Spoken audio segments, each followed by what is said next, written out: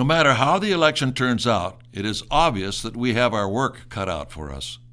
We in the John Birch Society have been involved for over 60 years, educating people and making them aware of the problems and, more importantly, the solutions to our nation's problems. We have found over the years that putting our hopes on a knight in shining armor doesn't work if the people do not have a basic understanding of the fundamentals of Americanism, the Declaration of Independence, the Constitution, and the Bill of Rights, and the foundations of liberty on which our country was founded. We've had setbacks in the past.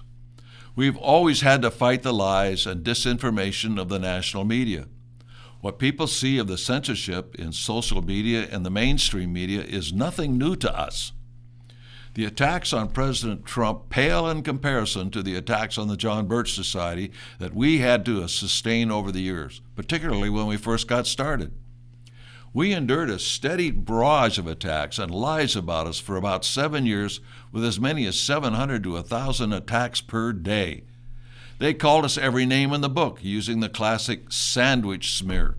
This is where the media would use vile terms, such as communist, Nazi, KKK, etc., and place the name of the John Birch Society between these terms when referencing our society, such as Nazis, the John Birch Society, and the KKK.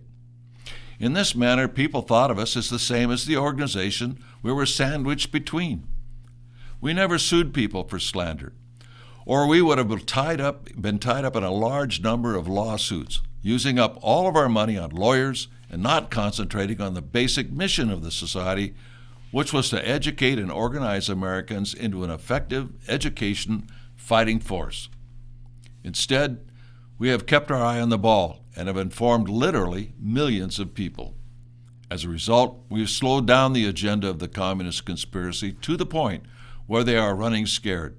You can tell this by the tactics they are now trying to use to achieve their victory: lies, violence, dirty tricks, corruption, etc. One thing that we need to point out to you is that human nature seems to always gravitate towards those who perpetuate violence.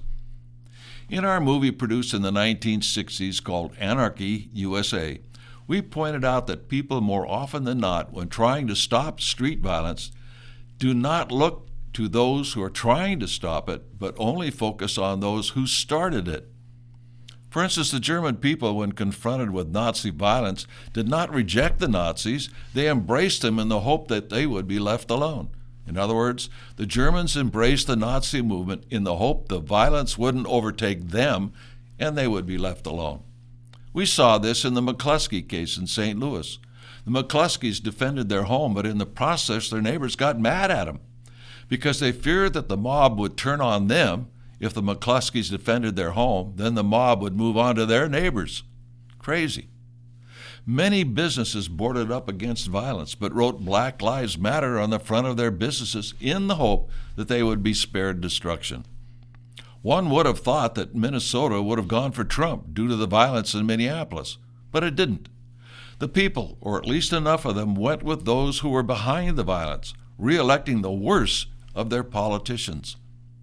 This election is an example that not enough people rejected those who fomented and allowed the violence to go forward.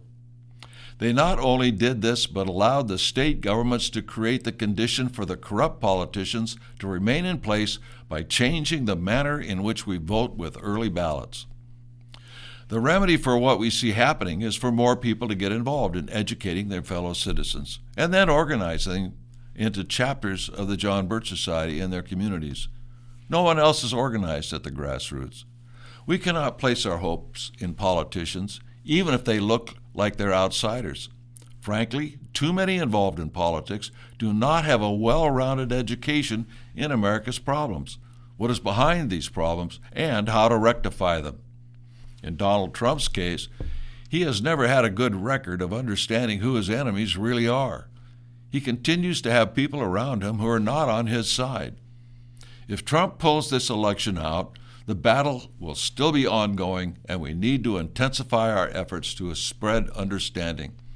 The enemies of our country are not going to stop simply because Trump may get reelected. Look, when we're happy that Lindsey Graham won re-election, something is seriously wrong. The voters do not have a good understanding of what is going on. I've had a lot of experience in the Republican Party, and it is not always what people think it is. All I will say is that you cannot put your faith in political parties. They will always betray you, since they attract people who think more of themselves than they do the people and the principles on which this country was founded. Good politicians are rare, and they get hit by everyone left and right who are trying to get them out of office. If the local voters understand Americanism, then these people can survive. There's only one way this can be achieved, and that is if enough people are engaged in educating their fellow citizens about the fundamentals of Americanism and offering solutions to our nation's problems that do not entail more government. The point is, we have to remain vigilant and determined in our efforts to wake the town and tell the people. Do not become discouraged no matter what happens. Instead, become more resolved to do all you can to stay the course and work with others in turning your city around. After all, it is up to you.